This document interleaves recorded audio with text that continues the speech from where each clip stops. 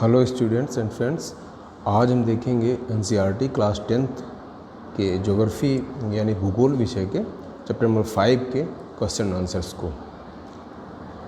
इसके पहले एक क्विक चैप्टर रिव्यू इसका किया गया है और उसमें इस चैप्टर के मेन पॉइंट को समझाया गया है, तो वो आप वीडियो पहले देख सकते हैं। इसके बाद ये क्वेश्चन आंसर को करेंगे तो आपको इसको समझने में आसानी होगी।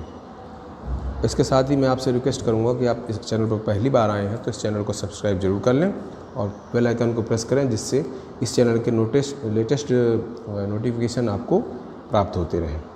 तो देखते हैं इस चैप्टर में किस तरह के क्वेश्चन आंसर करवाए गए हैं। तो इस पार्ट के क्वेश्चन आंसर्स को हम एक एक करके देखते चलते हैं।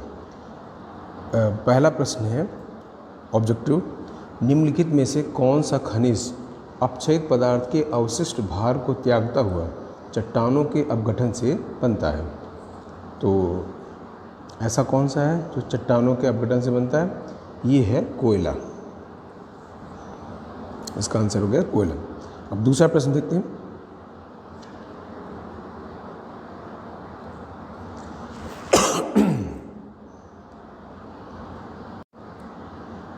झारखंड में स्थित कोडरमा निम्नलिखित में से किस खनिज का अग्रणी उत्पादक राज्य है? तो कोडरमा जो है वो झारखंड में है, वो अभ्रक के लिए फेमस है, अभ्रक। तीसरा क्वेश्चन है, निम्नलिखित चट्टानों में से किस चट्टान के स्तरों में खनिजों का निक्षेपण और संचयन होता है? तो कहाँ पर होता है?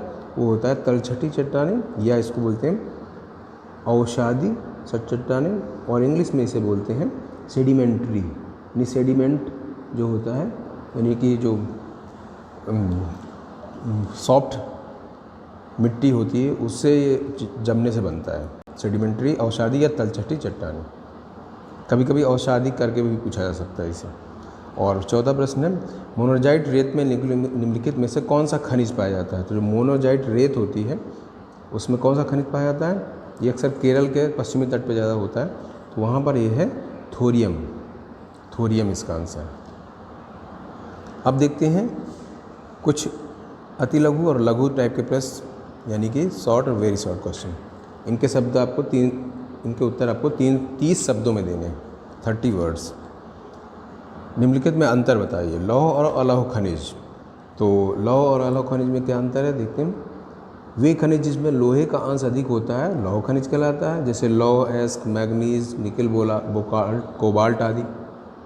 जिन खनिजों में लोहे का अंश नहीं होता वो या बहुत कम होता है अलौह खनिज कहलाते हैं, जैसे सोना, चांदी, प्लेटिनम आदि। दूसरा, परंपरागत और गैर परंपरागत ऊर्जा संसाधन। कोयला, तेल, प्राकृतिक गैस, ताप विद्युत, जल विद्युत, परमाणु शक्ति आदि ऊर्जा के परंपरागत साधन हैं। इन साधनों का नवीनीकरण नहीं किया जा सकता। ये स्रोत सीमित और लगातार प्रयोग से समाप्त होने की कगार पर हैं।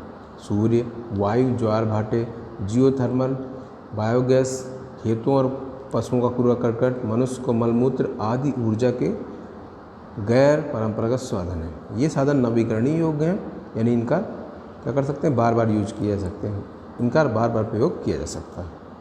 तो ये आपके अंतर वाले क्वेश्चन थे, इनका आप स्क्रीनशॉट लेके भी इजीली कर सकते हैं।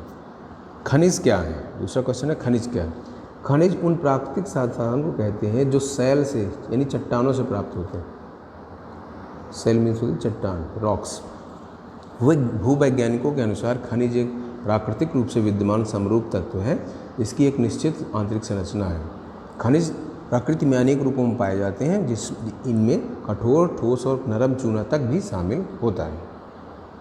अब एक और प्रश्न इसमें है, आग्नेय और कायांतरित चट्टानों में खनिजों का निर्माण कैसे होता है? चट्टानों के 3 प्रकार होते हैं, अवसादी, आग्नेय और कायांतरित। ठीक है, सेडिमेंट्री, इग्नियस एंड मेटामॉर्फिक, ये 3 तरह की चट्टानें होती हैं। आग्नेय और कायांतरित चट्टानों में खनिज दरारों, जोड़ों, भ्रंशों और व्यूरों में मिलते हैं। छोटे जमाव सिराओं के रूप में और वृहद जमाव परत के रूप में पाए जाते हैं। इनका निर्माण भी अधिकतर उस समय होता है जब ये तरल अथवा गैसीय अवस्था में दरारों के सहारे भूपृष्ठ की ओर ढकेले जाते हैं। ऊपर आते हुए ये ठंडे होकर जम जाते हैं। मुख्य धात्विक खनिज जैसे तांबा, जस्ता, जिंक, सीसा आदि इसी तरह सिराओं और जमावों से प्राप्त होते हैं। तो ये थोड़ा हार्ड होते हैं, आग्नेय सबसे ज़्यादा हार्ड होता है। हमें खनिजों के संरक्षण की आवश्यकता क्यों है? अभी यहाँ पे इस पार्ट में भी पूछा गया, ये इंपॉर्टेंट है। हमें खनिजों के संरक्षण की क्यों आवश्यकता है? वर्तमान औद्योगिक युग में विभिन्न प्रकार के खनिजों का भारी प्रयोग किए जाने लगा है। खनिज निर्माण की भूगर्भिक प्रक्रियाएँ इतनी धीमी हैं कि उनके वर्तमान उपभोग की दर की तुलना में उनके पुनर्भरण की दर अपरिमित रूप से बहुत थोड़ी है। यानी हम जितना उपयोग कर रहे हैं वो बन नहीं रहे उतने। वो हज़ारों साल में बनते हैं, लाखों साल में बनते हैं, और हम उनको कुछ सालों में, कुछ 100 सालों में ख़त्म करने लगते हैं। इसलिए खनिज क्या, संसाधन सीमित और अनवीकरणीय है, यानी तुरंत नहीं बन सकता, बहुत टाइम लगता है। समृद्ध खनिज निक्षेप हमारे देश की मूल्यवान संपत्ति है, लेकिन ये अल्पजीवी है। अयस्कों के सतत उत्खनन की गहराई बढ़ने के बाद इनकी गुणवत्ता घटती जाती है। अब किसी खान में अगर खोदा जाता है तो शुरू में अच्छी क्वालिटी होती है उस अयस्क की, नीचे जाएंगे तो ख़राब होती जाती है। इसलिए खनिजों के संरक्षण की आवश्यकता है। इसके लिए खनिजों का नियोजित और सतत पोषणीय विकास, सस्टेनेबल डेवलपमेंट, यानी कि सतत पोषणीय विकास के बारे में कई बार वीडियो में चर्चा की गई है।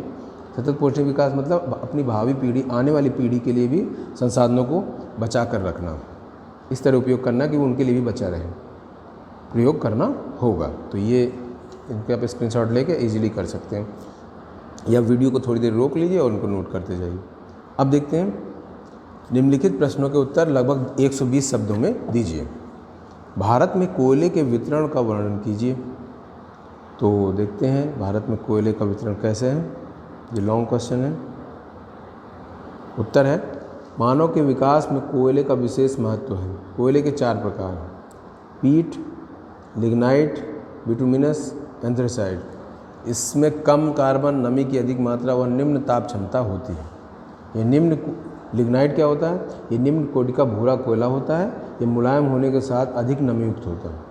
बिटुमिनस क्या है? गहराई में दबे और अधिक तापमान से प्रभावित कोयले को बिटुमिनस कहा जाता है। एंथ्रेसाइट क्या होता है? ये सबसे उत्तम प्रकार का कोयला होता है जिसमें कार्बन की मात्रा 80% से अधिक होती है।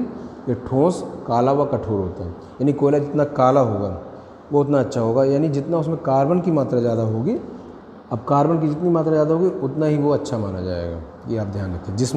जिसमें कार्बन सबसे ज़्यादा वो सबसे अच्छा कोयला। और सबसे अच्छा कोयला कौन सा है? एंथ्रेसाइट। सबसे खराब कौन सा है? पीट। ऐसे क्वेश्चन भी ऑब्जेक्टिव बनाए जा सकते हैं। अब देखते हैं कोयले के विस्तृत भंडार भारत में है। भारत में कोयला 2 प्रमुख भूगर्भिक युगों के शैल के क्रम में पाया जाता है। एक गोंडवाना, जिसकी आयु 200 लाख वर्ष से कुछ अधिक है। दूसरा टर्शियरी निक्षेप, जो लगभग 55 लाख वर्ष पुराने हैं। गोंडवाना कोयले, जो धातु शोधन कोयले हैं, के प्रमुख संसाधन दामोदर घाटी, पश्चिम बंगाल, झारखंड, झरिया, रानीगंज, बोकारो में स्थित है, जो महत्वपूर्ण कोयला क्षेत्र हैं। गोदावरी, महानदी, सोन व वर्धा नदी घाटियों में भी कोयले के जमाव पाए जाते हैं। टर्शियरी कोयला क्षेत्र उत्तर पूर्वी राज्यों मेघालय, असम, अरुणाचल प्रदेश, नागालैंड में पाया जाता है। 1997-98 में भारत में कोई 32 लाख करोड़ कोयले का उत्पादन हुआ था, जबकि आज़ादी के समय लगभग 1951 में लगभग सिर्फ 3.23 करोड़ टन कोयले का उत्पादन हुआ था, यानी करीब 10 गुना हो गया। भारत में उत्पादित कोयले का 2/3 से अधिक भाग बिजली पैदा करने के काम आता है। बिजली मतलब जो थर्मल पावर होती है, थर्मल यानी इसको जलाया जाता है कोयले को, फिर उससे पावर पैदा की जाती है, विद्युत निर्माण होता है। तो ये आप क्वेश्चन, इसको आप नोट कर सकते हैं इजीली। भारत में सौर ऊर्जा का भविष्य उज्जवल है। तो ये लास्ट क्वेश्चन है इस पार्ट का, ये लॉन्ग क्वेश्चन है।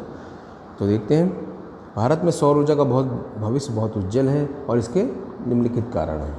पहला कारण क्या है? भारत एक उष्णकटिबंधीय देश है, यानी कि भारत में जो है गर्मी रहती है और सूर्य का प्रकाश बहुत काफ़ी वर्ष भर लगभग रहता ही रहता है। 1 आध महीने छोड़ दिया जाए अगर तो, नहीं तो वर्ष भर रहता है।